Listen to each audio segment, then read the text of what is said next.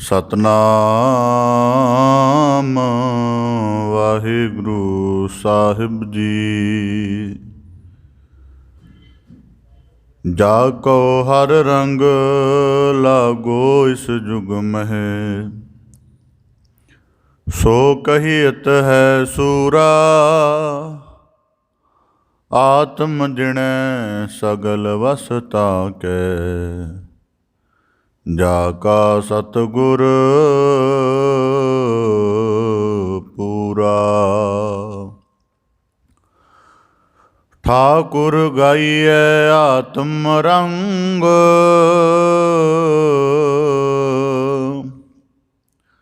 ਸਰਣੀ ਪਾਵਨ ਨਾਮ ਧਿਆਵਨ।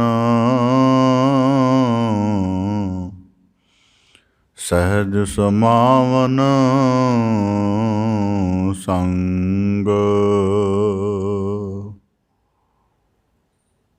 ਜਬ ਹਮ ਹੋਤੇ ਤਬ ਤੂ ਨਾਹੀ। ਅਬ ਤੂ ਹੀ ਮੈਂ ਨਾਹੀ। ਅਨਲ ਅਗਮ ਜੈਸੇ ਲਹਿਰ ਮਯ ਓਦਦ, ਜਲ ਕੇਵਲ ਜਲ ਮਾਹੀ। ਮਾਧਵੇ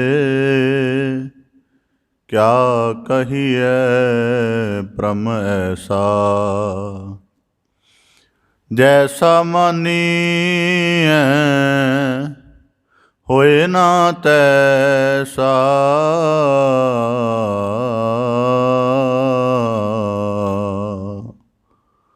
ਤੋਹੀ ਮੋਹੀ ਮੋਹੀ ਤੋਹੀ, ਅੰਤਰ ਕੈਸਾ।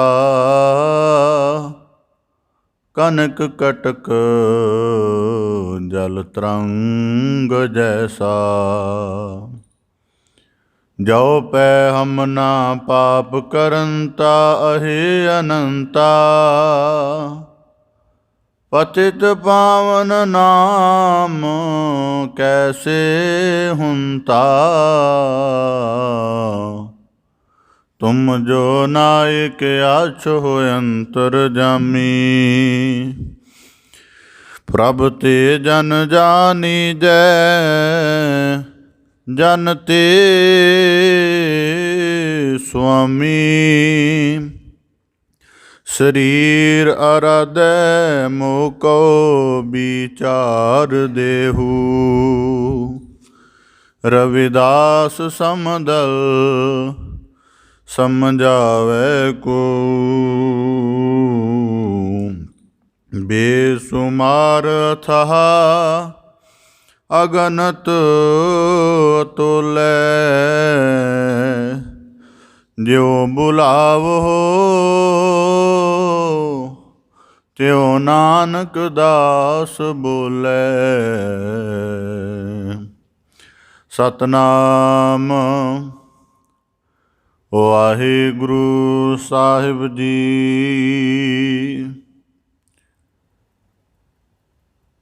ਕਬੀਰ ਰੋੜਾ ਹੋਏ ਰਹੋ ਬਾਟ ਕਾ, ਤਜ ਮਨ ਕਾ ਅਭਿਮਾਨ।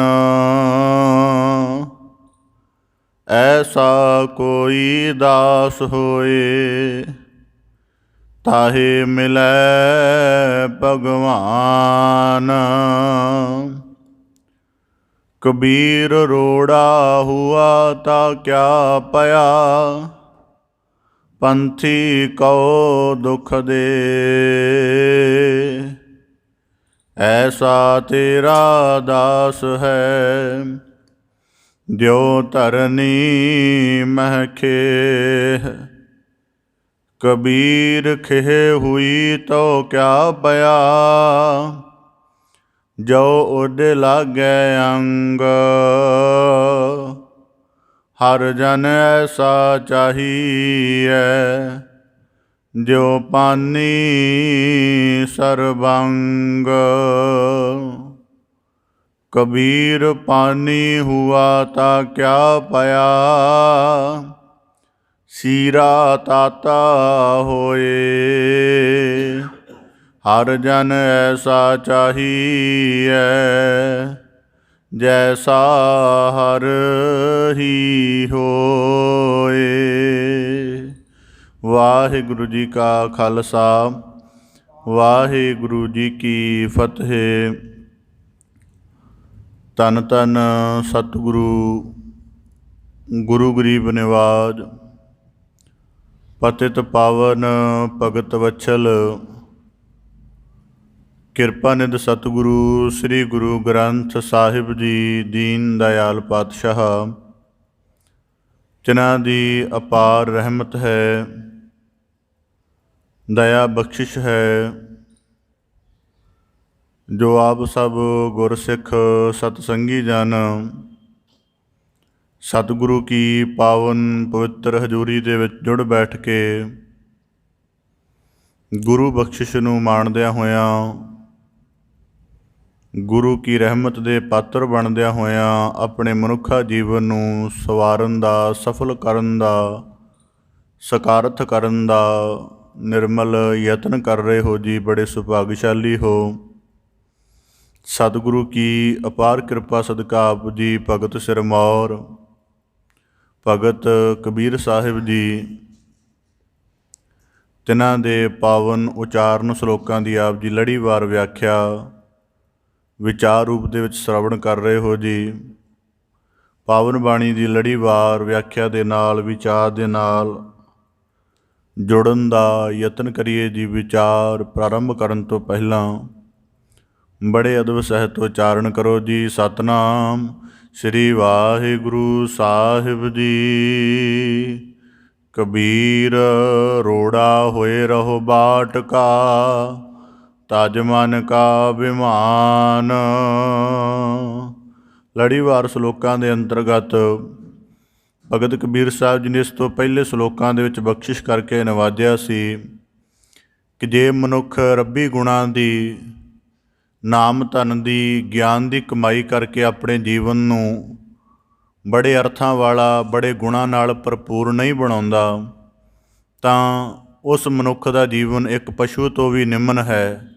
ਇਸ ਕਰਕੇ ਜੇ ਸ਼੍ਰੇਸ਼ਟ ਜਨਮ ਮਿਲਿਆ ਹੈ ਤਾਂ ਸ਼੍ਰੇਸ਼ਟ ਕਰਮ ਕਰਕੇ, ਉੱਚ ਕਰਮਾਂ ਦੇ ਆਦਰਸ਼ ਨੂੰ ਧਾਰਨ ਕਰਕੇ ਜੀਵਨ ਜਿਉਣਾ ਚਾਹੀਦਾ ਹੈ, ਤਾਂ ਕਿ ਜਿਹੜੀ ਜੀਵਨ ਦੇ ਵਿੱਚ ਵਧੇਰੇ ਉੱਤਮਤਾ ਪ੍ਰਗਟ ਹੋ ਸਕੇ।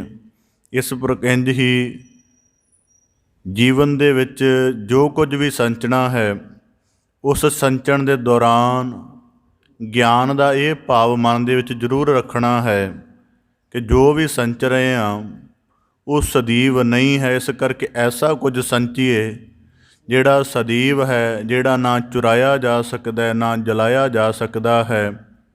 ਇਸ ਕਰਕੇ ਉੱਤਮ ਗੁਰੂ ਦੇ ਸ਼ਬਦ ਦੀ ਕਮਾਈ ਕੀਤੀ ਜਾਵੇ, ਜਿਹੜੀ ਸਰੀਰ ਤੋਂ ਬਾਅਦ ਜਿਸ ਅਗਲੇ ਜਗਤ ਦੀ, ਪਰਲੋਕ ਦੀ ਗੱਲ ਕੀਤੀ ਜਾਂਦੀ ਹੈ, ਉੱਥੇ ਵੀ ਜੀਵਨ ਦੇ ਸੰਗ ਨਿਭਦੀ ਹੈ।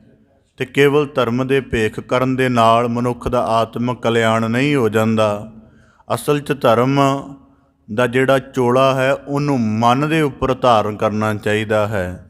ਅਤੇ ਮਨ ਦੇ ਉੱਪਰ ਜਦੋਂ ਧਰਮ ਦੇ ਗੁਣ ਰੂਪ ਚੋਲਾ, ਮਰਯਾਦਾ ਰੂਪ ਚੋਲਾ ਧਾਰਨ ਕਰਾਂਗੇ ਤਾਂ ਜੀਵਨ ਉਜਲ ਹੋਏਗਾ। ਇੰਝ ਹੀ ਭਗਤ ਕਬੀਰ ਸਾਹਿਬ ਜੀ ਬਖਸ਼ਿਸ਼ ਕਰਦੇ ਹਨ।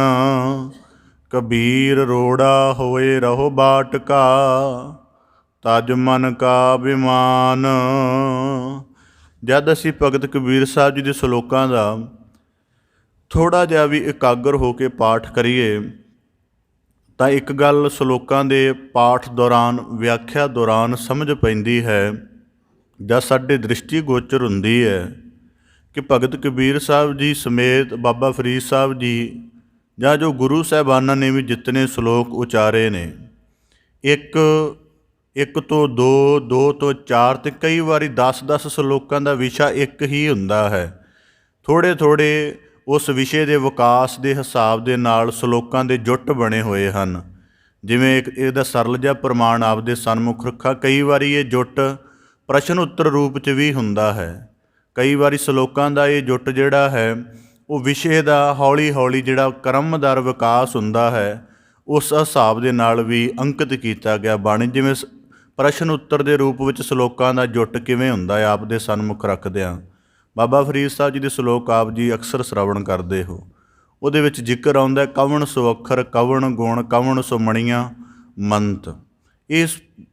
ਇਹਦਾ ਜਿਹੜਾ ਉੱਤਰ ਹੈ ਇਹ ਸ਼ਲੋਕ ਰੂਪ ਜੁੱਟ ਹੈ। ਇਹਦਾ ਉੱਤਰ ਰੂਪ ਜੁੱਟ ਅੱਗੇ ਹੈ ਨਿਵਣ ਸੋ ਅੱਖਰ ਖਵਣ ਗੁਣ ਜਿਹਬਾ ਮਣੀਆਂ ਮੰਤ।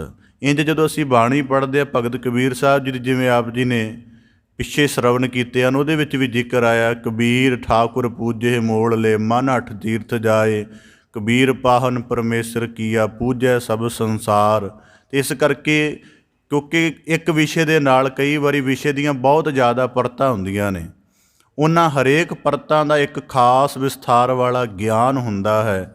ਇਸ ਕਰਕੇ ਭਗਤ ਕਬੀਰ ਸਾਹਿਬ ਜੀ ਦੇ ਸ਼ਲੋਕਾਂ ਦੇ ਵਿੱਚ ਇੱਕ ਵਿਸ਼ੇ ਦੇ ਨਾਲ ਕਈ ਜਗ੍ਹਾ 5-5 ਸ਼ਲੋਕ ਵੀ ਇਕੱਠੇ ਆਏ ਹਨ। ਜਿਹੜੇ ਅੱਜ ਦੇ 4 ਸ਼ਲੋਕ ਦਾ ਆਪ ਜੀ ਨੇ ਪਾਠ ਸ਼ਰਵਣ ਕੀਤਾ ਹੈ, ਇਸ ਸ਼ਲੋਕ ਦਾ ਮੁੱਖ ਵਿਸ਼ਾ ਹੈ ਕਿ ਹਰ ਜਨ ਐਸਾ ਚਾਹੀਏ ਜੈਸਾ ਹਰ ਹੀ ਹੋਏ। ਪਰ ਉਸ ਹਰ ਹੋਣ ਦੇ ਲਈ ਕਿਹੜੀ ਸਾਧਨਾ ਕਰਨੀ ਪਏਗੀ। ਜਿਵੇਂ ਦੁਨਿਆਵੀ ਤੌਰ 'ਤੇ ਕੋਈ ਵੀ ਅਵਸਥਾ ਨੂੰ ਪ੍ਰਾਪਤ ਕਰਨਾ ਹੈ ਤਾਂ ਉਹਦੇ ਕੋਈ ਨਾ ਕੋਈ ਪੜਾਅ ਨੇ। ਵਿੱਦਿਆ ਦੀ ਸਿਖਰ 'ਤੇ ਜਾਣਾ ਹੈ ਤਾਂ ਕਈ ਕਲਾਸਾਂ ਦੇ ਇਮਤਿਹਾਨ ਪਾਸ ਕਰਕੇ ਫਿਰ ਸਿਖਰ 'ਤੇ ਪੁੱਜਦਾ ਹੈ। ਜਿੰਨੇ ਅਕਾਲ ਪੁਰਖ ਪ੍ਰਭੂ ਨਾਲ ਅਭੇਦ ਹੋ ਕੇ ਉਹਦੇ ਜਿੰਨਾ ਹੀ ਅਸੀਮ ਵਿਆਪਕ ਗੁਣਾਂ ਦਾ ਭੰਡਾਰ, ਰਸ ਦਾ ਭੰਡਾਰ ਬਣ ਜਾਣਾ ਹੈ, ਉਹਦੇ ਜਿੰਨਾ ਹੀ ਨਿਰਲੇਪ ਹੋ ਜਾਣਾ ਹੈ, ਤਾਂ ਉਸ ਫਿਰ ਜੀਵਨ ਦੀ ਵੀ ਕੋਈ ਇੱਕ ਖਾਸ ਅਵਸਥਾ ਹੋਏਗੀ। ਉਸ ਅਵਸਥਾ ਨੂੰ ਕਿਵੇਂ ਕਮਾਇਆ ਜਾਂਦਾ ਹੈ, ਉਸ ਅਵਸਥਾ ਕਮਾਉਣ ਦੇ ਲਈ ਕਿਹੜੇ ਕਿਹੜੇ ਯਤਨ ਕਰਨੇ ਪੈਂਦੇ ਨੇ, ਉਹਨਾਂ ਯਤਨਾਂ ਦੀ ਕੀ ਕੀ ਸੀਮਾ ਹੈ। ਇਹ ਗੱਲ ਧਿਆਨ ਦੇ ਵਿੱਚ ਰੱਖਣੀ ਕਿ ਅਵਸਥਾ ਦੀ ਪ੍ਰਾਪਤੀ ਲਈ ਕਿਹੜੇ ਕਿਹੜੇ ਯਤਨ ਕਹੇ ਜਾਂਦੇ ਨੇ, ਉਹ ਯਤਨ ਕਿੰਨੇ ਕਿੰਨੇ ਲਾਭਦਾਇਕ ਹਨ ਅਤੇ ਕਿੱਥੇ ਕਿੱਥੇ ਜਾ ਕੇ ਉਹਨਾਂ ਯਤਨਾਂ ਦੀ ਸੀਮਾ ਹੈ। ਅਤੇ ਜਦੋਂ ਹਰ ਇੱਕ ਸੀਮਾ ਨੂੰ ਪ੍ਰਭੂ ਦਾ ਪਿਆਰਾ ਭਗਤ ਜਨ, ਸਾਧਕ ਜਨ, ਗੁਰਸਿੱਖ ਹੌਲੀ ਹੌਲੀ ਉਲੰਘਦਾ ਜਾਂਦਾ ਹੈ ਤਾਂ ਉਹਦੇ ਜੀਵਨ 'ਚ ਇੱਕ ਅਧਿਆਤਮਿਕ ਪਰਿਵਰਤਨ ਆਉਂਦਾ ਹੈ। ਅਤੇ ਜਿਹੜੇ ਪਹਿਲਾਂ ਰੱਬੀ ਗੁਣਾਂ ਦੀ ਉਹ ਗੱਲ ਆਮ ਜ਼ੁਬਾਨੀ ਤੌਰ 'ਤੇ ਕਰਦਾ ਸੀ, ਜਦੋਂ ਉਹਦੇ ਜੀਵਨ 'ਚ ਉਹ ਗੁਣ ਢਲ ਜਾਂਦੇ ਨੇ ਫਿਰ ਉਹਨੂੰ ਜ਼ੁਬਾਨੀ ਕਹਿਣ ਦੀ ਲੋੜ ਨਹੀਂ ਹੁੰਦੀ। ਜਿਵੇਂ ਪਰਮੇਸ਼ਰ ਦੀ ਹਸਤੀ ਦਾ ਵਿਸ਼ਵਾਸ ਧਰਨ ਦੇ ਲਈ ਅਸੀਂ ਕਿਸੇ ਨੂੰ ਹਦਾਇਤ ਨਹੀਂ ਕਰਦੇ, ਉਹਨੂੰ ਜੀਵਨ ਦੇ ਵਿੱਚ ਜਿਵੇਂ ਦਾ ਉਹਦਾ ਸੁਭਾਅ ਹੈ ਜਾਂ ਜਿਵੇਂ ਦਾ ਉਹ ਅਕਾਲ ਪੁਰਖ ਦੇ ਸਰੂਪ ਨੂੰ ਦੁਨੀਆ ਦੇ ਵਿੱਚ ਸਮਝਦਾ ਹੈ ਉਵੇਂ ਦਾ ਹੀ ਅਰਾਧਨ ਲੱਗ ਪੈਂਦਾ ਹੈ। ਇਸੇ ਕਰਕੇ ਜਦੋਂ ਕਿਸੇ ਦੀ ਹਸਤੀ ਪ੍ਰਭੂ ਵਿੱਚ ਅਭੇਦ ਹੋ ਕੇ ਬੜੀ ਨਿਰਮਲ, ਬੜੀ ਉਚੇਰੀ ਹੋ ਜਾਂਦੀ ਹੈ ਅਤੇ ਉਹਦੇ ਗੁਣ, ਉਹਦੇ ਵਿਸ਼ੇਸ਼ਣ, ਉਹਦੀ ਕਮਾਈ ਹੋਈ ਉੱਚੀ ਅਵਸਥਾ ਆਪਣੇ ਆਪ ਹੀ ਉਹਦਾ ਅਨੁਭਵ ਪ੍ਰਗਟ ਕਰਦੀ ਹੈ। ਇਸ ਕਰਕੇ ਭਗਤ ਕਬੀਰ ਸਾਹਿਬ ਜੀ ਸਾਨੂੰ ਆਰੰਭ ਦੇ ਵਿੱਚ ਨੁਕਤਾ ਹੈ ਹਰ ਜਨ ਐਸਾ ਚਾਹੀਏ ਜੈਸਾ ਹਰ ਹੀ ਹੋਏ।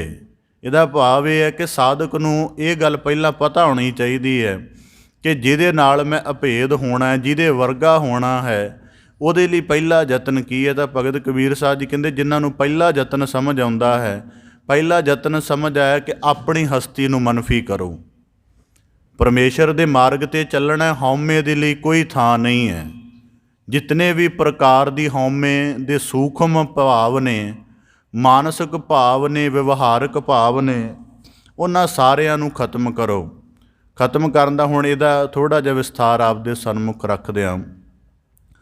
ਹਉਮੈ ਦਾ ਪਹਿਲਾ ਪੱਧਰ ਕੀ ਹੁੰਦਾ? ਸਾਡਾ ਜੀਵਨ ਦਾ ਆਰੰਭ ਹੈ। ਜੀਵਨ ਦਾ ਆਰੰਭ ਸਾਡੇ ਵੱਸ ਨਹੀਂ ਸੀ। ਜੀਵਨ ਜਦੋਂ ਆਰੰਭ ਹੁੰਦਾ ਥੋੜ੍ਹਾ ਸਮਾਂ ਪਾ ਕੇ ਸਰੀਰ ਦੀ, ਮਨ ਦੀ, ਜਗਤ ਦੀ ਸੁੱਧ ਆਉਣੀ ਸ਼ੁਰੂ ਹੋ ਜਾਂਦੀ ਹੈ। ਜਦੋਂ ਇਹ ਸੰਸਾਰ ਦੀ ਸੁੱਧ ਆਉਣੀ ਸ਼ੁਰੂ ਹੁੰਦੀ ਹੈ ਉਦੋਂ ਬੰਦੇ ਦੇ ਉੱਪਰ ਇੱਕ ਗਿਆਨਮਈ ਸੰਕਟ ਵਾਪਰਦਾ ਹੈ।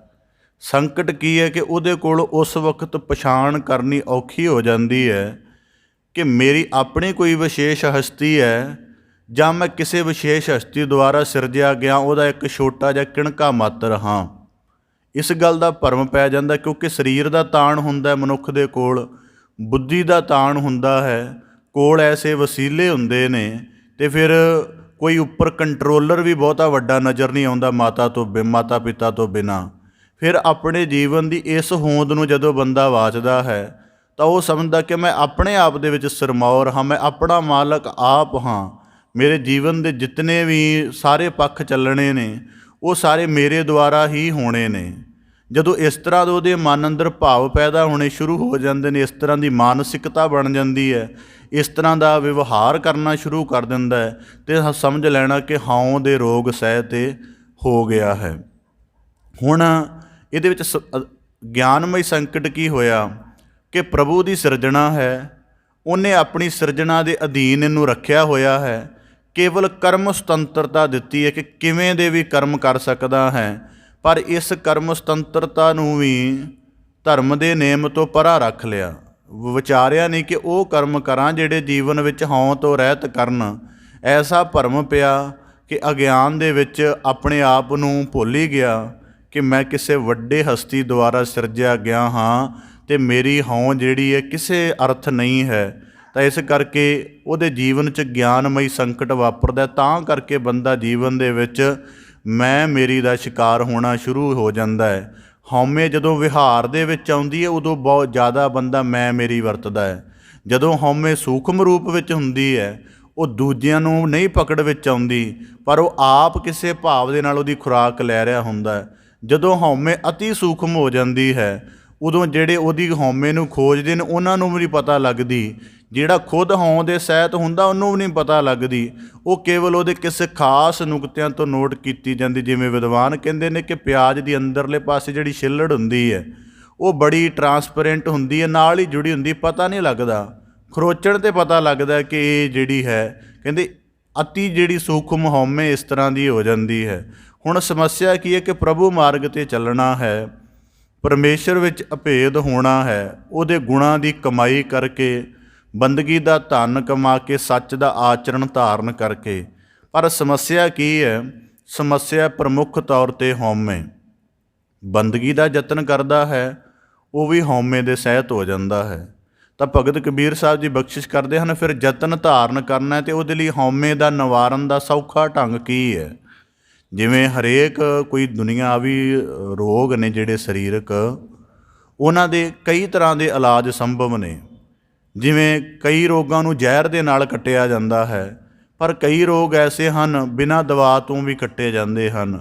ਤਾਂ ਭਗਤ ਕਬੀਰ ਸਾਹਿਬ ਜੀ ਕਹਿੰਦੇ ਜਿਹੜਾ ਹਉਮੈ ਦਾ ਦੀਰਘ ਰੋਗ ਹੈ, ਜਿਹੜਾ ਤੇਰੇ ਤੇ ਪ੍ਰਭੂ ਦੇ ਮਿਲਣ ਦੇ ਵਿੱਚ ਵੱਡੀ ਰੁਕਾਵਟ ਹੈ, ਉਹਨੂੰ ਨਿਵਾਰਨ ਦਾ ਸੌਖਾ ਢੰਗ ਕੀ ਹੈ?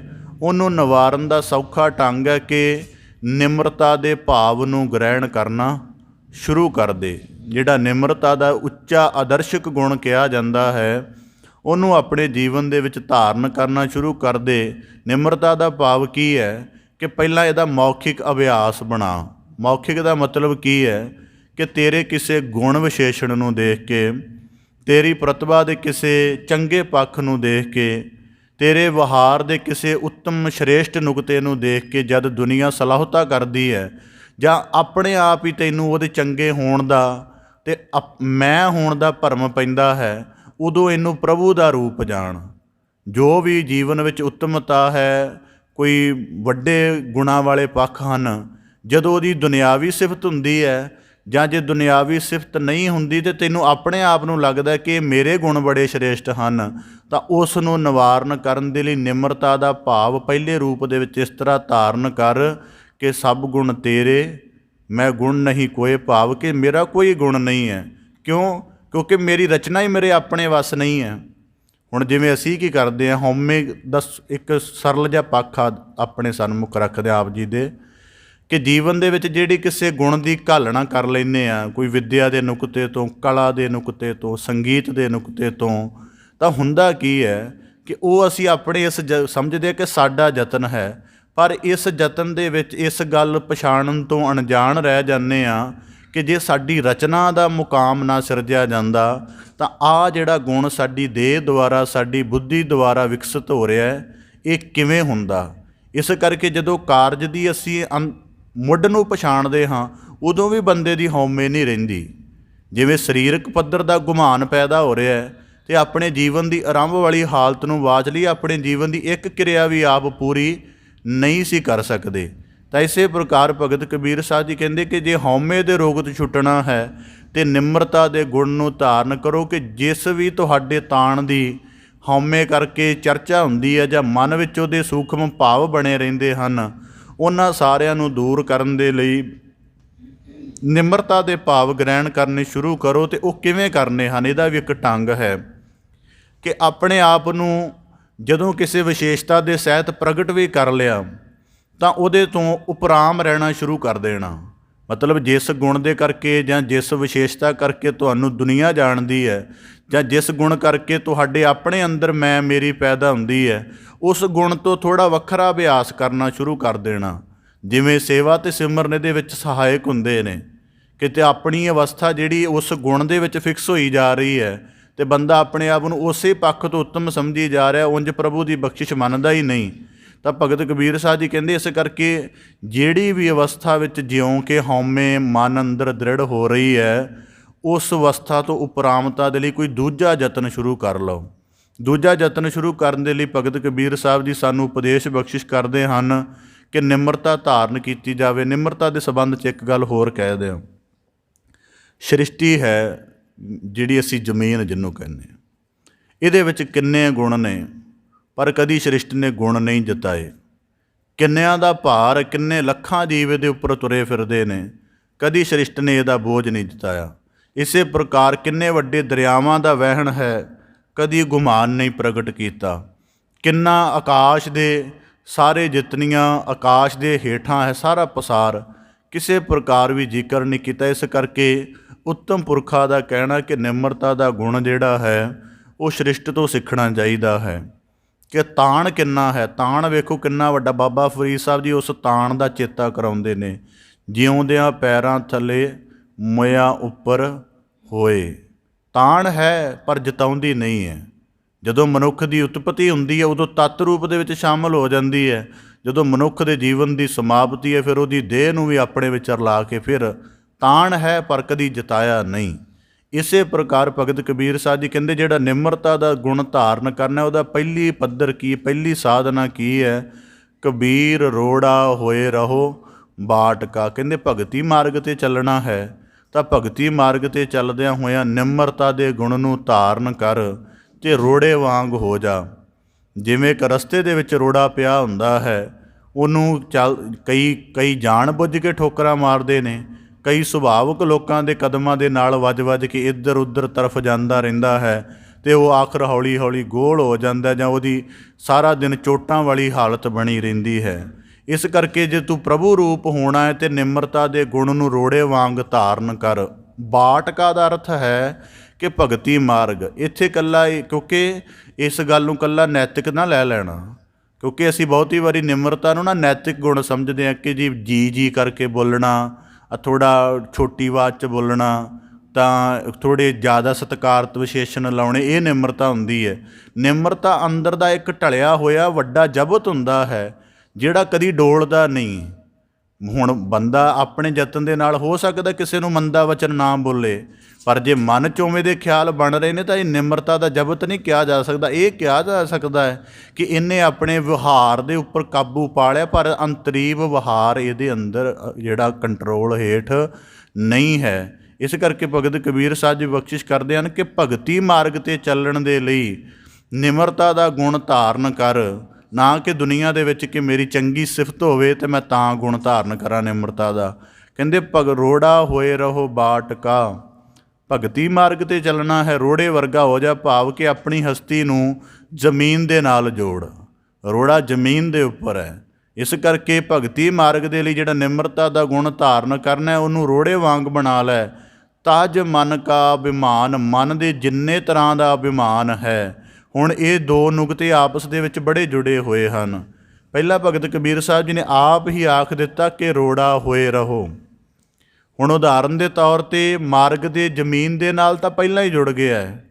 ਦੂਜੇ ਪਾਸੇ ਇਹ ਵੀ ਕਹਿ ਦਿੱਤਾ ਤਜ ਮਨ ਕਾ ਅਭਿਮਾਨ। ਹੁਣ ਇਹਦੇ ਵਿੱਚ ਮਨੁੱਖ ਕਹੇਗਾ ਕਿ ਜਿੰਨੇ ਨਿਮਰਤਾ ਹੀ ਧਾਰਨ ਕਰ ਲਈ, ਉਹਦੇ ਮਨ ਦਾ ਅਭਿਮਾਨ ਕਿੱਥੇ ਰਹਿ ਗਿਆ?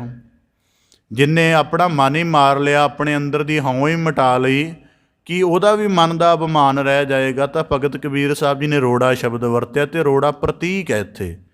ਮਤਲਬ ਕੀ ਕਿ ਜ਼ਮੀਨ ਦੇ ਨਾਲ ਜੁੜ ਗਿਆ ਹੈ, ਰਸਤੇ ਦੇ ਵਿੱਚ ਵੀ ਪੈ ਗਿਆ ਭਗਤੀ ਦੇ ਮਾਰਗ 'ਤੇ, ਪਰ ਮਨ ਦਾ ਅਭਿਮਾਨ ਨਹੀਂ ਛੱਡਿਆ।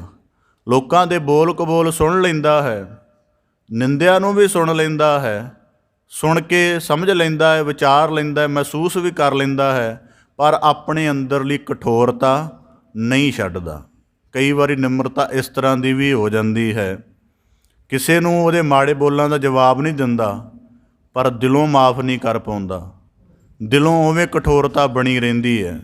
ਬਾਹਰੋਂ ਦੁਨਿਆਵੀ ਨੁਕਤੇ ਤੋਂ ਸਪਸ਼ਟ ਕਰ ਦਿੰਦਾ ਕਿ ਮੈਨੂੰ ਲੋਕ ਵੇਖੋ ਇੰਨਾ ਮਾੜਾ ਆਖਦੇ ਨੇ, ਮੈਂ ਕਦੀ ਕਿਸੇ ਦਾ ਜਵਾਬ ਨਹੀਂ ਦਿੱਤਾ, ਪਰ ਅੰਦਰ ਜਿਹੜੀ ਵਿਰੋਧਤਾਈ ਹੈ, ਅੰਦਰ ਜਿਹੜੀ ਦੁਸ਼ਟਤਾ ਹੈ, ਕਠੋਰਤਾ ਹੈ, ਉਹ ਸਾਰੀ ਉਸੇ ਪ੍ਰਕਾਰ ਬਣੀ ਰਹਿੰਦੀ ਹੈ। ਤਾਂ ਭਗਤ ਕਬੀਰ ਸਾਹਿਬ ਜੀ ਕਹਿੰਦੇ ਰੋੜਾ ਹੋਏ ਰਹੋ ਬਾਟ ਕਾ। ਇਸ ਕਰਕੇ ਜੇ ਨਿਮਰਤਾ ਦੇ ਗੁਣ ਨੂੰ ਧਾਰਨ ਕਰਨਾ ਤੇ ਰੋੜੇ ਵਾਂਗ ਹੋ ਜਾਓ, ਭਾਵ ਕਿ ਭਗਤੀ ਮਾਰਗ ਦੇ ਉੱਪਰ ਟਿਕ ਜਾਓ। ਤਜ ਮਨ ਕਾ ਅਭਿਮਾਨ, ਤਜ ਦਾ ਅਰਥ ਹੁੰਦਾ ਛੱਡਣਾ। ਕਹਿੰਦੇ ਮਨ ਕਾ ਅਭਿਮਾਨ। ਹੁਣ ਗੱਲ ਇਹ ਕਿ ਨਿਮਰਤਾ ਦਾ ਕੇਵਲ ਚੋਲਾ ਪਹਿਨ ਲਿਆ, ਮੰਦੇ ਕੁਬੰਦੇ ਬੋਲ ਸਹਾਰਨੇ ਸ਼ੁਰੂ ਕਰ ਦਿੱਤੇ, ਪਰ ਮਨ ਕਾ ਅਭਿਮਾਨ, ਜਿਵੇਂ ਇਸ ਨੂੰ ਕਹਿ ਸਕਦੇ ਕਿ ਬੰਦਾ ਇਸ ਪੱਧਰ 'ਤੇ ਜਾ ਕੇ ਹਉਮੈ ਦੇ ਦੋ ਰੂਪ ਇਕੱਠੇ ਹੀ ਹੰਢਾ ਰਿਹਾ ਹੁੰਦਾ ਹੈ। ਜਿਹੜਾ ਉਹ ਜਗਤ ਨੂੰ ਦਿਖਾ ਰਿਹਾ ਹੁੰਦਾ ਹੈ, ਉਹਦੇ ਵਿੱਚ ਲੱਗਦਾ ਹੈ ਕਿ ਇਸ ਬੰਦੇ ਦੇ ਅੰਦਰ ਨਿਮਰਤਾ ਪੂਰੀ ਢਲ ਗਈ ਹੈ, ਪਰ ਜਿਹੜਾ ਉਹ ਆਪਣੇ ਮਨ ਦੇ ਅੰਤਰੀਵ ਪੱਖ 'ਚ ਜਿਉ ਰਿਹਾ ਹੁੰਦਾ ਹੈ, ਉੱਥੇ ਉਹ ਇਸ ਗੱਲ ਨੂੰ ਵਿਚਾਰ ਰਿਹਾ ਹੁੰਦਾ ਤਾਂ ਕਿ ਅਸੀਂ ਕਿਸੇ ਦਾ ਬੋਲ ਸਹਾਰ ਲਿਆ, ਪਰ ਅਸੀਂ ਵਿਦਵਾਨ ਤਾਂ ਹਾਂ, ਅਸੀਂ ਕੁਝ ਨਾ ਕੁਝ ਤਾਂ ਹਾਂ। ਇਸ ਗੱਲ ਨੂੰ ਮੰਨਦੇ ਰਹਿਣਾ ਹੀ ਮਨ ਦਾ ਅਭਿਮਾਨ ਹੁੰਦਾ ਹੈ। ਜਿਵੇਂ ਮਨ ਕਾ ਅਭਿਮਾਨ ਕਿਹਾ ਗੁਰੂ ਸਾਹਿਬ ਜੀ ਨੇ, ਇੱਥੇ ਬਾਹਰੀ ਨਹੀਂ ਕਿਹਾ। ਮਨ ਕਾ ਮਤਲਬ ਕੀ ਹੈ ਕਿ ਦੁਨੀਆ ਦੇ ਵਿੱਚ, ਕਿਉਂਕਿ ਜਿਹੜਾ ਧਰਮ ਦੇ ਗੁਣਾਂ ਨੂੰ ਪਹਿਲੀ ਦਫਾ ਬੰਦਾ ਧਾਰਨ ਕਰਦਾ ਉਹ ਪਖੰਡੀ ਹੁੰਦੇ ਨੇ ਲਗਭਗ, ਕਿਉਂਕਿ ਉਹਦੀ ਦੀਰਘ ਸਮਝ ਦੇ ਲਈ ਉਨਾ ਯਤਨ ਨਹੀਂ ਹੁੰਦਾ, ਉਨੀ ਪ੍ਰੇਰਣਾ ਨਹੀਂ ਹੁੰਦੀ, ਉਨਾ ਬਲ ਨਹੀਂ ਹੁੰਦਾ। ਅਤੇ ਇਸੇ ਕਰਕੇ ਭਗਤ ਕਬੀਰ ਸਾਹਿਬ ਜੀ ਬਖਸ਼ਿਸ਼ ਕਰਦੇ ਹਨ, ਤਜ ਮਨ ਕਾ ਅਭਿਮਾਨ। ਜੇ ਭਗਤੀ ਮਾਰਗ 'ਤੇ ਚੱਲਦਿਆਂ ਨਿਮਰਤਾ ਧਾਰਨ ਕਰ ਲਈ ਹੈ, ਅਤੇ ਇਸ ਨਿਮਰਤਾ ਦੇ ਅੰਦਰ ਜਿਹੜਾ ਤੇਰੇ ਮਨ ਦਾ ਅਭਿਮਾਨ ਬਣਿਆ ਰਹਿਣਾ ਹੈ, ਉਹਨੂੰ ਵੀ ਛੱਡ ਦਈ। ਜੇ ਮੁੱਖ 'ਤੇ ਜੀ ਜੀ ਕਹਿਣਾ, ਵਿਚਾਰਨਾ ਕਹਿਣਾ ਸ਼ੁਰੂ ਕਰ ਦਿੱਤਾ ਹੈ, ਅਤੇ ਅੰਦਰੋਂ ਵੀ ਆਪਣੀ ਭਾਵਨਾ, ਆਪਣੇ ਮਨ ਦੇ ਈਰਖਾ ਵਾਲੇ, ਨਫ਼ਰਤ ਵਾਲੇ, ਵਿਰੋਧ ਵਾਲੇ, ਦੁਸ਼ਟਤਾਈ ਵਾਲੇ ਹਿੱਸਿਆਂ ਨੂੰ ਵੀ ਸ਼ਾਂਤ ਕਰਨਾ ਸ਼ੁਰੂ ਕਰ ਦੇ, ਤਾਂ ਕਿ ਤੇਰੇ ਸੁਭਾਵਿਕ ਕਰਮਾਂ ਦੇ ਵਿੱਚੋਂ ਜੀ ਨਿਕਲੇ, ਨਾ ਕਿ ਤੇਰੇ ਵਿਹਾਰਕ ਪੱਖ ਦੇ ਵਿੱਚੋਂ ਜੀ ਨਿਕਲੇ। ਕਿਸੇ ਦੂਜੇ ਦਾ ਸਤਿਕਾਰ ਦੁਨਿਆਵੀ ਨੁਕਤੇ ਤੋਂ ਨਹੀਂ, ਤੇਰਾ ਅੰਦਰ ਹੀ ਐਸਾ ਢਲ ਜਾਣਾ ਚਾਹੀਦਾ ਹੈ। ਜਿਵੇਂ ਜ਼ਮੀਨ ਦੇ ਵਿੱਚ ਵਿਆਪਕ ਪਾਣੀ ਹੈ, ਕਿਸੇ ਵੀ ਢੰਗ ਨਾਲ ਕੱਢਿਆ ਜਾ ਸਕਦਾ ਹੈ, ਤਾਂ ਭਗਤ ਕਬੀਰ ਸਾਹਿਬ ਜੀ ਕਹਿੰਦੇ ਤਜ ਮਨ ਕਾ ਅਭਿਮਾਨ। ਕਿਉਂ? ਹੁਣ ਜਦੋਂ ਮਨ ਕਾ ਅਭਿਮਾਨ ਕਿਹਾ ਹੈ ਕਿ ਜਦੋਂ ਤੂੰ ਨਿਮਰਤਾ ਧਾਰਨ ਕਰੇਂਗਾ ਤਾਂ ਦੁਨੀਆ ਨੇ ਤੈਨੂੰ ਕੁਝ ਨਹੀਂ ਕਹਿਣਾ। ਤੇਰੀ ਉਸ ਨਿਮਰਤਾ ਦੇ ਗੁਣ ਨੂੰ ਧਾਰਨ ਕਰਨ ਦੇ ਵਿੱਚ ਤੇਰਾ ਆਪਣਾ ਹੀ ਮਨ ਮੁਸ਼ਕਲ ਹੈ। ਮਤਲਬ ਕਿ ਤੂੰ ਨਿਮਰਤਾ ਦੇ ਸਹਿਤ ਸਿੱਖ ਲਿਆ ਕਿ ਕਿਸੇ ਨੇ ਬੋਲ ਕਬੋਲ ਕਹਿ ਦਿੱਤੇ, ਕੋਈ ਗੱਲ ਨਹੀਂ, ਇਹ ਤੇਰਾ ਗਿਆਨ ਸੀ। ਇਸ ਗਿਆਨ ਨੂੰ ਤੂੰ ਧਾਰਨ ਕਰ ਲੱਗਿਆ। ਜਦੋਂ ਧਾਰਨ ਕਰ ਲੱਗਿਆ, ਉਰੋਂ ਮਨ ਨੇ ਕਹਿ ਤਾ ਇਸ ਤਰ੍ਹਾਂ ਕਿਵੇਂ? ਤੇਰੀ ਹਸਤੀ ਦਾ ਅਪਮਾਨ ਕਿਵੇਂ ਕੋਈ ਕਰ ਜਾਵੇ? ਤੇਰੀ ਹਸਤੀ ਬੜੀ ਉੱਚੀ ਹੈ, ਬੜੀ ਵਡੇਰੀ ਹੈ, ਬੜੀ ਗੁਣਾਂ ਵਾਲੀ ਹੈ, ਬੜੀ ਮਹੱਤਵਪੂਰਨ ਹੈ। ਕਹਿੰਦੇ ਉਸ ਵਕਤ ਜਿਹੜੀ ਮਨ ਦੀ ਅਭਿਮਾਨ ਵਾਲੀ ਹਾਲਤ ਹੈ, ਉਹਨੇ ਤੇਰੇ ਨਿਮਰਤਾ ਦੇ ਧਾਰਨ ਕਰਨ ਵਾਲੇ ਗੁਣ ਨੂੰ ਬਾਰ-ਬਾਰ ਹਾਨੀ ਪਹੁੰਚਾਉਣੀ ਹੈ। ਇਸ ਕਰਕੇ ਆਪਣੇ ਮਨ ਦੇ ਅਭਿਮਾਨ ਨੂੰ ਨਿਵਰਤ ਕਰ ਦੇ। ਐਸਾ ਕੋਈ ਦਾਸ ਹੋਏ ਤਾਹੇ ਮਿਲੈ ਭਗਵਾਨ। ਕਹਿੰਦੇ ਜੇ ਇਸ ਤਰ੍ਹਾਂ ਦੀ ਨਿਮਰਤਾ ਦੇ ਭਾਵ ਹੋ ਕੇ ਦਾਸ ਭਾਵ ਧਾਰਨ ਕਰੇ ਤਾਂ ਪਰਮੇਸ਼ਰ ਦੇ ਸਰਗੁਣ, ਉਹਦੀ ਕਿਰਪਾ ਸਰੂਪ ਦੀ ਪ੍ਰਾਪਤੀ ਹੁੰਦੀ ਹੈ। ਹੁਣ ਇਸ ਵਾਕ ਨੂੰ ਇੱਕ ਹੋਰ ਪੱਖ ਤੋਂ ਆਪਦੇ ਸਨਮੁਖ ਰੱਖਣ ਦਾ ਯਤਨ ਕਰਾਂ।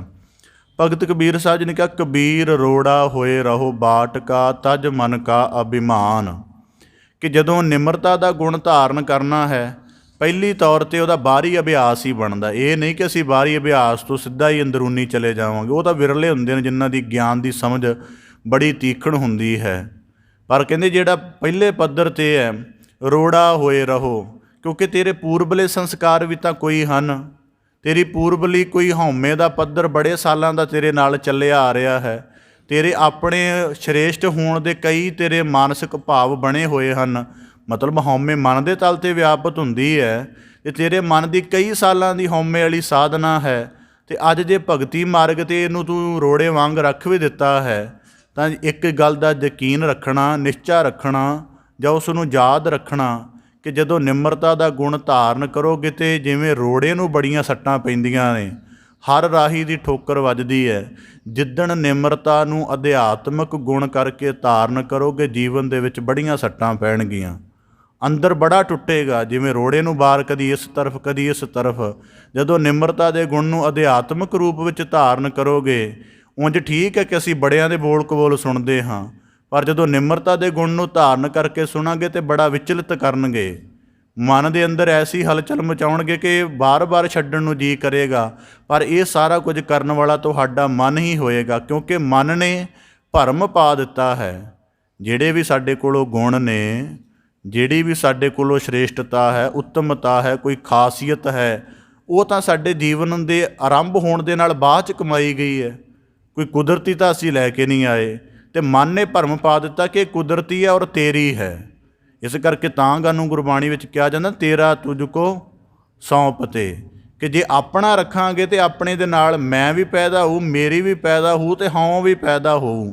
ਇਸ ਕਰਕੇ ਜਿਤਨੇ ਵੀ ਗੁਣ ਹਨ ਉਹ ਸਾਰੇ ਹੀ ਅਰਪਣ ਕਰ ਦਿੱਤੇ ਜਾਣ। ਤਾਂ ਕਰਕੇ ਭਗਤ ਕਬੀਰ ਸਾਹਿਬ ਜੀ ਕਹਿੰਦੇ, ਤਜ ਮਨ ਕਾ ਅਭਿਮਾਨ, ਅਤੇ ਮਨ ਦੇ ਅਭਿਮਾਨ ਨੇ ਤੈਨੂੰ ਰੋੜਾ ਬਣਨ ਦੇ ਵਿੱਚ ਵੀ ਮੁਸ਼ਕਿਲ ਪੈਦਾ ਕਰਨੀ ਹੈ। ਉਹਨੇ ਕਹਿਣਾ ਤੂੰ ਭਗਤੀ ਮਾਰਗ 'ਤੇ ਚੱਲ ਹੀ ਨਾ, ਕਿਉਂਕਿ ਭਗਤੀ ਮਾਰਗ ਨੇ ਕਹਿਣਾ ਕਿ ਹਉਮੈ ਛੱਡ, ਜਿਤਨੇ ਵੀ ਤੇਰੇ ਚੰਗੇ ਪੱਖਾਂ ਦੀ ਹਉਮੈ ਬਣੀ ਉਹ ਛੱਡ। ਇਸ ਕਰਕੇ ਮਨ ਦਾ ਅਭਿਮਾਨ ਜ਼ਿਆਦਾ ਵੱਡੀ ਮੁਸ਼ਕਿਲ ਹੈ। ਅਤੇ ਭਗਤ ਕਬੀਰ ਸਾਹਿਬ ਜੀ ਕਹਿੰਦੇ, ਐਸਾ ਕੋਈ ਦਾਸ ਹੋਏ। ਹੁਣ ਦਾਸ ਦਾ ਭਾਵ ਕੀ ਹੈ ਕਿ ਜਿਹੜਾ ਜ਼ਮੀਨ ਦੀ ਸੱਤਾ ਦੇ ਨਾਲ ਜੁੜਿਆ ਰਹਿੰਦਾ। ਜ਼ਮੀਨ ਦੀ ਸੱਤਾ ਦੇ ਨਾਲ ਜੁੜਨ ਦਾ ਮਤਲਬ ਕੀ ਹੈ ਕਿ ਜਿਹੜਾ ਆਪਣੇ ਜੀਵਨ ਦੇ ਆਰੰਭ ਨੂੰ ਯਾਦ ਰੱਖਦਾ ਹੈ, ਉਹਨੂੰ ਆਰੰਭ ਨੂੰ ਯਾਦ ਰੱਖਦਾ ਹੈ ਕਿ ਮੇਰੀ ਰਚਨਾ ਜਿਹੜੀ ਹੈ ਉਲਟਿਆਂ ਲਟਕਾ ਕੇ ਜਠਰ ਅਗਨੀ ਵਿੱਚ ਘੜੀ ਗਈ ਹੈ। ਮੇਰੇ ਜੀਵਨ ਦਾ ਰਚਨਹਾਰ ਅਤੇ ਅੰਤ ਕਰਨ ਵਾਲੀ ਇੱਕ ਸ਼੍ਰੇਸ਼ਟ ਹਸਤੀ ਹੈ। ਇੱਥੋਂ ਤੱਕ ਇੱਕ ਸਨਾਤਨਵਾਦਾਂ ਨੇ ਇੱਕ ਵਿਦਵਾਨ ਹੋਇਆ, ਉਹਦੀ ਹਉਮੈ ਦੇ ਉੱਪਰ ਬੜੀ ਚੰਗੀ ਕਿਤਾਬ ਹੈ। ਉਹ ਕਹਿੰਦਾ ਸਾਨੂੰ ਸਾਡੇ ਸਰੀਰ ਦੀਆਂ ਹਰਕਤਾਂ ਹੀ ਨਾ ਹਉਮੈ ਤੋਂ ਸੁਚੇਤ ਕਰਦੀਆਂ ਰਹਿੰਦੀਆਂ ਨੇ। ਕਹਿੰਦਾ ਕਿਸ ਪ੍ਰਕਾਰ? ਕਹਿੰਦਾ ਕੋਈ ਮਨੁੱਖ ਦੁਨੀਆ ਦੇ ਵਿੱਚ ਐਸਾ ਨਹੀਂ ਜਿਹੜਾ ਸਵਾਸਾਂ ਦੀ ਪ੍ਰਕਿਰਿਆ ਨੂੰ ਆਪਣੇ ਆਪ ਚਲਾ ਸਕੇ।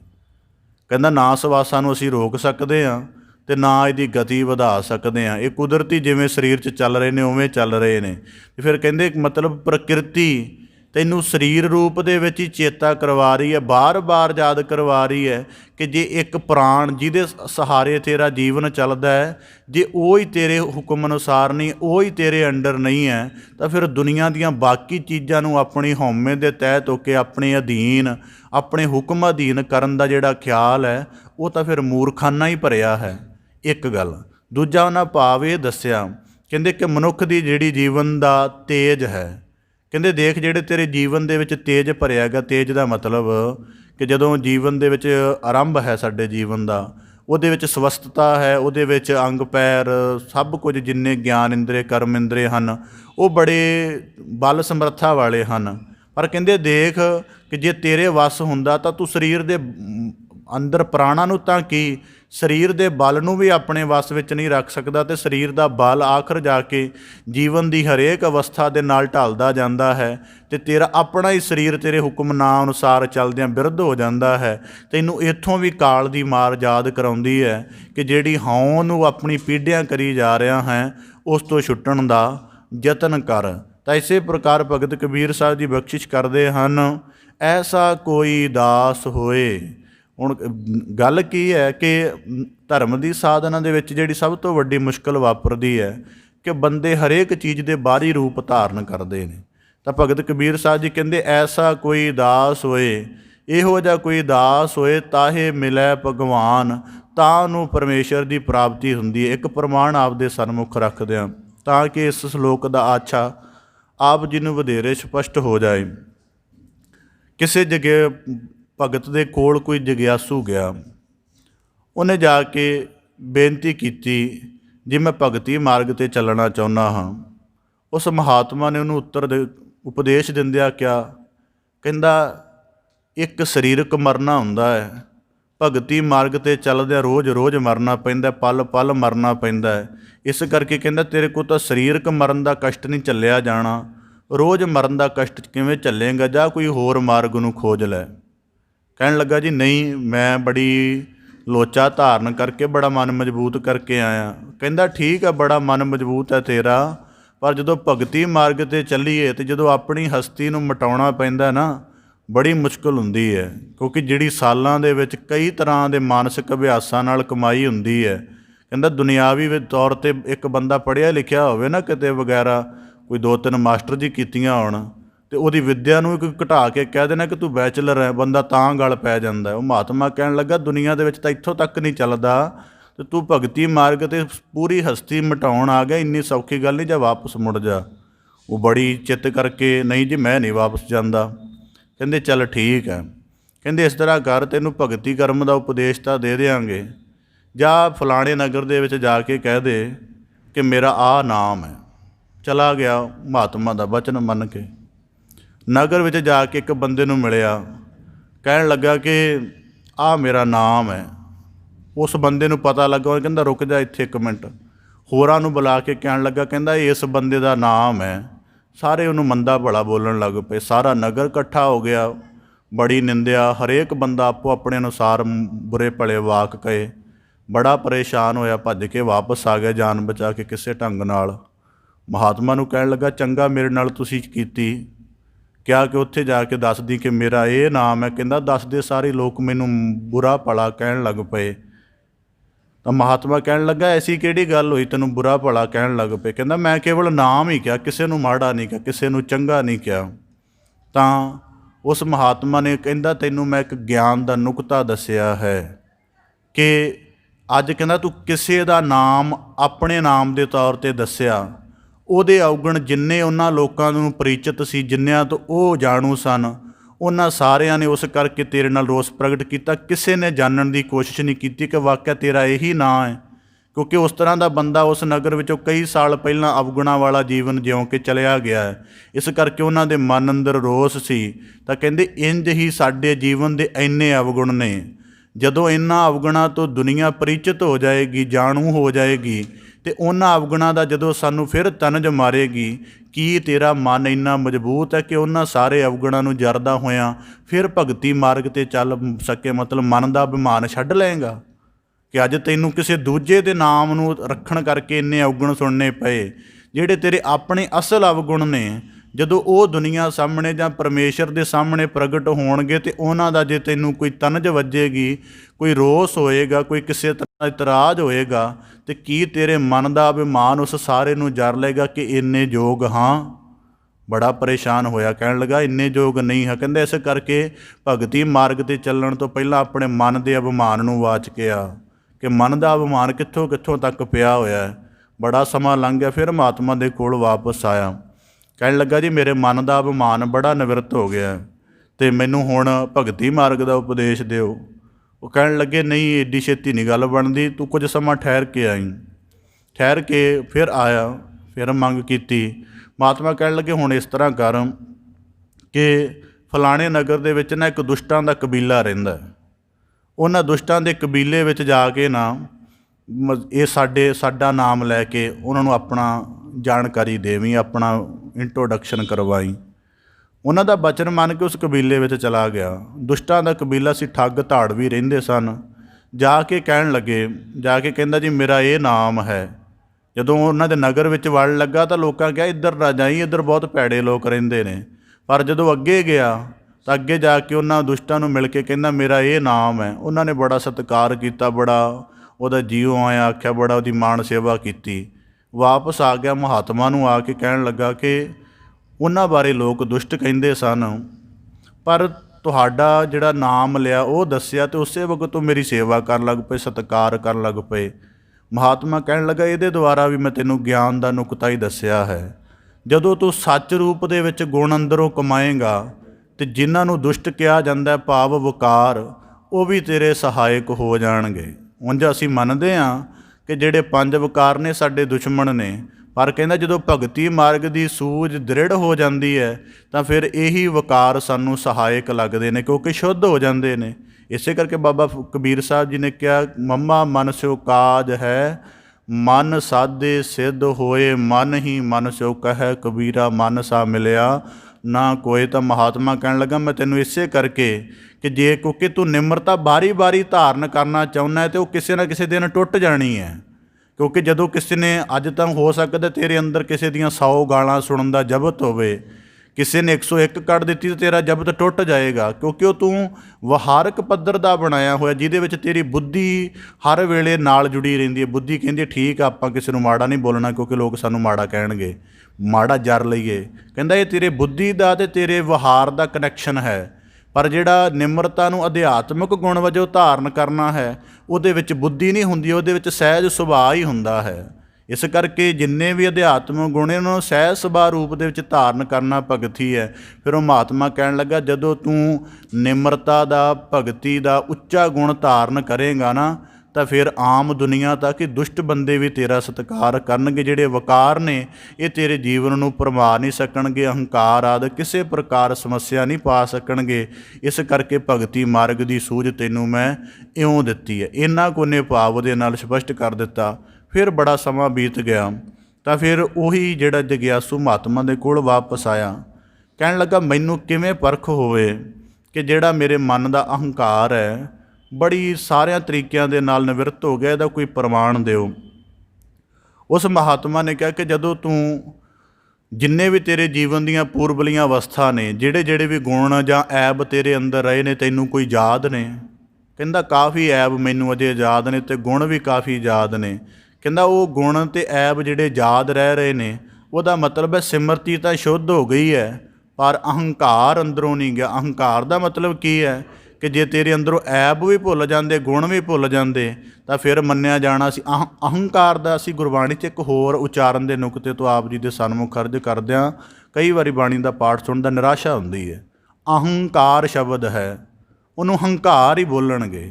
ਅਹੰਕਾਰ ਦੇ ਕਹਿਣ ਦਾ ਮਤਲਬ ਵੀ ਕੋਈ ਖਾਸ ਅਰਥ ਹੈ ਉਹਦਾ, ਕੋਈ ਐਵੇਂ ਨਹੀਂ ਗੁਰੂ ਸਾਹਿਬ ਜੀ ਨੇ ਲਿਖ ਦਿੱਤਾ। ਅਹੰਕਾਰ ਦਾ ਮਤਲਬ ਹੈ ਕਿ ਅਹੰ ਭਾਵ ਮੈਂ, ਕਾਰ ਦਾ ਪਤਵ ਹਉਮੈ ਦੇ ਸਹਿਤ ਕਰਨ ਵਾਲਾ ਕਰਮ। ਤਾਂ ਇਸੇ ਪ੍ਰਕਾਰ ਉਹ ਮਹਾਤਮਾ ਕਹਿਣ ਲੱਗਾ ਕਿ ਅਜੇ ਤੈਨੂੰ ਗੁਣ ਐਬ ਯਾਦ ਨੇ, ਕਿਉਂਕਿ ਤੂੰ ਆਪਣੀ ਹਸਤੀ ਦੇ ਨਾਲ ਕਮਾਏ ਨੇ। ਜਦੋਂ ਔਗਣ ਕਮਾਏ ਉਦੋਂ ਵੀ ਸਮਝਿਆ ਕਿ ਮੈਂ ਹਾਂ, ਜਦੋਂ ਗੁਣ ਕਮਾਏ ਉਦੋਂ ਵੀ ਸਮਝਿਆ ਮੈਂ। ਇਸ ਕਰਕੇ ਜਦੋਂ ਗੁਣ ਔਗਣ ਦੋਵਾਂ ਵਿਸਰ ਜਾਣਗੇ ਅਤੇ ਤੇਰੀ ਸਿਮਰਤੀ ਵੀ ਸ਼ੁੱਧ ਹੋ ਜਾਏਗੀ, ਮਨ 'ਚ ਕੋਈ ਫੁਰਨਿਆਂ ਦੇ ਭਾਵ ਵੀ ਨਹੀਂ ਰਹਿਣਗੇ, ਉਦੋਂ ਜਾਣ ਲੈਣਾ ਕਿ ਤੂੰ ਅਹੰਕਾਰ ਤੋਂ, ਹਉਮੈ ਤੋਂ ਰਹਿਤ ਹੋ ਗਿਆ। ਇੰਝ ਉਸ ਮਹਾਤਮਾ ਨੇ ਉਸ ਜਗਿਆਸੂ ਨੂੰ ਬਖਸ਼ਿਸ਼ ਕਰ ਦਿੱਤੀ। ਮੈਂ ਪ੍ਰਮਾਣ ਰੂਪ ਦੇ ਵਿੱਚ ਤਾਂ ਤੁਹਾਡੀ ਇਹ ਗੱਲ ਸਨਮੁਖ ਰੱਖੀ ਹੈ ਕਿ ਗੱਲ ਪਕੜ ਦੇ ਵਿੱਚ ਆ ਜਾਏ ਕਿ ਜਿਹੜੀ ਸਾਡੀ ਨਿਮਰਤਾ ਹੈ ਉਹ ਕਿਵੇਂ ਦੀ ਹੈ, ਸਾਨੂੰ ਆਪਣੇ ਆਪ ਨੂੰ ਹੀ ਪਛਾਣ ਹੋਵੇ। ਕਿਉਂਕਿ ਮੈਂ ਪਹਿਲਾਂ ਨੁਕਤਾ ਅਰਜ਼ ਕਰ ਦਿੱਤਾ ਸੀ, ਲੋਕਾਂ ਨੂੰ ਨਿਮਰਤਾ ਦੇ ਇੰਨੇ ਕੀ ਅਰਥ ਪਤਾ ਨੇ। ਜੀ ਕਹਿਣਾ, ਥੋੜ੍ਹੀ ਛੋਟੀ ਆਵਾਜ਼ 'ਚ ਬੋਲਣਾ, ਹਰ ਵੇਲੇ ਮਤਲਬ ਪੋਲੇ ਜਿਹੇ ਬਣੇ ਰਹਿਣਾ, ਇਹੀ ਨਿਮਰਤਾ ਹੁੰਦੀ ਹੈ। ਇਹ ਨਿਮਰਤਾ ਨਹੀਂ। ਨਿਮਰਤਾ ਮਤਲਬ ਇੱਕ ਸਹਿਜ ਸੁਭਾਅ, ਦੁਸ਼ਟ ਨੂੰ ਦੇਖ ਕੇ ਵੀ ਉਹਦੀ ਦੁਸ਼ਟਤਾਈ ਯਾਦ ਨਾ ਆਉਣੀ, ਇਹ ਨਿਮਰਤਾ ਹੁੰਦੀ ਹੈ। ਜਿਵੇਂ ਗੁਰੂ ਨਾਨਕ ਸਾਹਿਬ ਕੌਡੇ ਰਾਖਸ਼ ਨੂੰ ਦੇਖਦੇ ਨੇ, ਦੁਨੀਆ ਕਹਿੰਦੀ ਹੈ ਗੁਰੂ ਸਾਹਿਬ ਜੀ ਇਹ ਭੈੜਾ ਬੰਦਾ ਹੈ, ਅਤੇ ਗੁਰੂ ਸਾਹਿਬ ਜੀ ਨੇ ਜਦੋਂ ਦੇਖਿਆ ਤਾਂ ਗੁਰੂ ਸਾਹਿਬ ਜੀ ਨੇ ਦਿਮਾਗ 'ਚ ਇਹ ਗੱਲ ਥੋੜ੍ਹਾ ਪਹਿਲਾਂ ਪਕਾਈ ਕਿ ਇਹ ਕੌਡਾ ਭੀਲ ਹੈ, ਤੈਨੂੰ ਮੈਂ ਕੌਡਾ ਭੀਲ ਨਹੀਂ ਸਮਝਣਾ। ਮਤਲਬ ਗੁਰੂ ਨਾਨਕ ਸਾਹਿਬ ਦੀ ਦ੍ਰਿਸ਼ਟੀ ਦੇ ਵਿੱਚ ਪਿਆਰ ਹੈ, ਕਰੁਣਾ ਹੈ, ਮੁਹੱਬਤ ਹੈ, ਨਵਾਜ਼ਿਸ਼ ਹੈ। ਉਹ ਜਿਹਨੂੰ ਮਰਜ਼ੀ ਦੇਖੇਗੀ ਉਹਨੂੰ ਰੱਬੀ ਰੂਪ 'ਚ ਹੀ ਦੇਖੇਗੀ। ਅਤੇ ਇਹੀ ਨਿਮਰਤਾ ਦੀ ਅਧਿਆਤਮਿਕਤਾ ਹੁੰਦੀ। ਸਾਡੀ ਸਮੱਸਿਆ ਕੀ ਹੈ ਕਿ ਅਸੀਂ ਨਿਮਰਤਾ ਨੂੰ ਦੁਨਿਆਵੀ ਕਿਸਮ ਦਾ ਗੁਣ ਮੰਨਦੇ ਹਾਂ, ਤਾਂ ਫਿਰ ਟੁੱਟ ਵੀ ਜਾਂਦੀ ਹੈ। ਜਿਹੜਾ ਬਹੁਤਾ ਨਿਮਰਤਾ ਦਾ ਪ੍ਰਗਟਾਵਾ ਕਰਦਾ ਕਿਸੇ ਦਿਨ ਗਾਲਾਂ ਵੀ ਕੱਢ ਦਿੰਦਾ ਹੈ। ਇਸ ਕਰਕੇ ਆਰੰਭ 'ਚ ਬੇਨਤੀ ਕਰਦੇ ਸੀ ਕਿ ਨਿਮਰਤਾ ਨੂੰ ਨੈਤਿਕ ਗੁਣ ਨਾ ਸਮਝਣਾ, ਜਿਹੜੀ ਮੈਂ ਵਾਕ ਦੀ ਵਿਆਖਿਆ ਆਪ ਦੇ ਸਨਮੁਖ ਰੱਖ ਰਿਹਾ, ਇਹਨੂੰ ਅਧਿਆਤਮਿਕ ਗੁਣ ਸਮਝਣਾ। ਅਤੇ ਉਹਦੀ ਪ੍ਰਮਾਣ ਦਿੱਤਾ ਸੀ ਮਿੱਟੀ ਦਾ, ਕਿ ਮਿੱਟੀ ਦੇ ਅੰਦਰ ਤਾਣ ਹੈ ਬੰਦੇ ਨੂੰ ਮਿੱਟੀ ਕਰਨ ਦਾ, ਪਰ ਉਹ ਕਦੀ ਨਹੀਂ ਜਿਤਾਉਂਦੀ।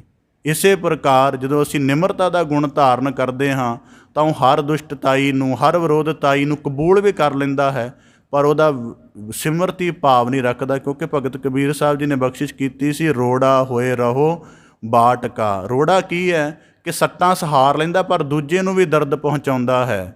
ਇਸੇ ਪ੍ਰਕਾਰ ਕਈ ਵਾਰੀ ਜਿਹੜੀ ਨਿਮਰਤਾ ਉਹ ਧਾਰਨ ਕੀਤੀ ਹੁੰਦੀ ਹੈ, ਉਹਦੇ ਵਿੱਚ ਦੂਜੇ ਦਾ ਬੋਲ ਕਬੋਲ ਸਹਾਰ ਲੈਂਦੇ ਹਾਂ, ਪਰ ਮਨ ਦਾ ਅਭਿਮਾਨ ਬਣਿਆ ਰਹਿੰਦਾ। ਇਸ ਕਰਕੇ ਸਾਡੀ ਨਿਮਰਤਾ ਉਹਦੇ 'ਤੇ ਪੂਰਾ ਪ੍ਰਭਾਵ ਨਹੀਂ ਪਾਉਂਦੀ ਅਤੇ ਅਸੀਂ ਆਪਣੇ ਆਪ ਨੂੰ ਵੀ ਕਠੋਰਤਾ ਤੋਂ ਮੁਕਤ ਨਹੀਂ ਕਰ ਸਕਦੇ। ਇਸ ਕਰਕੇ ਸਾਡੀ ਨਿਮਰਤਾ ਦਾ ਆਚਰਣ ਪੂਰਾ ਨਹੀਂ ਟਲਦਾ ਹੈ। ਇਸ ਪ੍ਰਕਾਰ ਭਗਤ ਕਬੀਰ ਸਾਹਿਬ ਜੀ ਪਹਿਲੇ ਸ਼ਲੋਕ ਦੁਆਰਾ ਨੁਕਤਾ ਆਪ ਜੀ ਨੇ ਅਰਜ਼ ਰੱਖਣਾ, ਹਰ ਜਨ ਐਸਾ ਚਾਹੀਏ ਜੈਸਾ ਹਰ ਹੀ ਹੋਏ।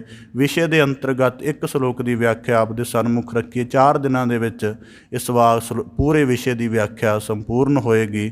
ਆਪ ਜੀ ਨੇ ਇਸੇ ਪ੍ਰਕਾਰ ਨਿਰੰਤਰ ਜੁੜੇ ਰਹਿਣਾ ਤਾਂ ਕਿ ਦੀਰਘ ਸਮਝ ਆ ਜਾਏ ਕਿ ਹਉਮੈ ਤੋਂ ਛੁੱਟਣ ਲਈ ਜਦੋਂ ਨਿਮਰਤਾ ਧਾਰਨ ਕਰਨੀ ਹੈ ਅਤੇ ਨਿਮਰਤਾ ਦਾ ਮਹੱਤਵ ਕਿੰਨਾ ਅਤੇ ਨਿਮਰਤਾ ਦੀ ਸੀਮਾ ਕਿਹੜੀ ਹੈ, ਅਤੇ ਜਦੋਂ ਪੂਰਾ ਬੰਦਾ ਸ਼ੁੱਧ ਹੋ ਜਾਂਦਾ ਹੈ ਉਦੋਂ ਕਿਵੇਂ ਹਰਜਨ ਬਣਦਾ ਹੈ। ਭਗਤ ਕਬੀਰ ਸਾਹਿਬ ਜੀ ਕਿਰਪਾ ਕਰਨ ਅਸੀਂ ਇਸ ਵਿਸ਼ੇ ਨਾਲ ਜੁੜ ਕੇ ਉਹਨਾਂ ਦੀ ਕਿਰਪਾ ਅਨੁਸਾਰ ਵਿਸ਼ੇ ਦੀ ਗਹਿਰਾਈ ਨੂੰ, ਵਿਸ਼ੇ ਦੇ ਸਾਰੇ ਪੱਖਾਂ ਨੂੰ ਬੁੱਝ ਕੇ ਇੱਕ ਗਿਆਨ ਦਾ ਵੱਡਾ ਪ੍ਰਪੇਖ ਧਾਰਨ ਕਰ ਸਕੀਏ ਤਾਂ ਸਾਡਾ ਸਾਰਿਆਂ ਦਾ ਇੱਥੇ ਆਇਆ ਸਫਲਾ ਹੋਵੇ ਜੀ। ਪਾਵਨ ਸ਼ਬਦ ਵਿਚਾਰ ਦੀ ਆਪ ਜੀ ਦੇ ਨਾਲ ਸਾਂਝ ਪਾਉਂਦਿਆਂ ਹੋਈਆਂ ਬੇਅੰਤ ਭੁੱਲਾਂ ਦੀ ਖਿਮਾ ਜਾਚਨਾ ਜੀ। ਬੜੇ ਅਦਬ ਸਹਿਤ ਗੱਜ ਕੇ ਫਤਿਹ ਅਰਜ ਕਰੋ ਜੀ। ਵਾਹਿਗੁਰੂ ਜੀ ਕਾ ਖਾਲਸਾ, ਵਾਹਿਗੁਰੂ ਜੀ ਕੀ ਫਤਿਹ।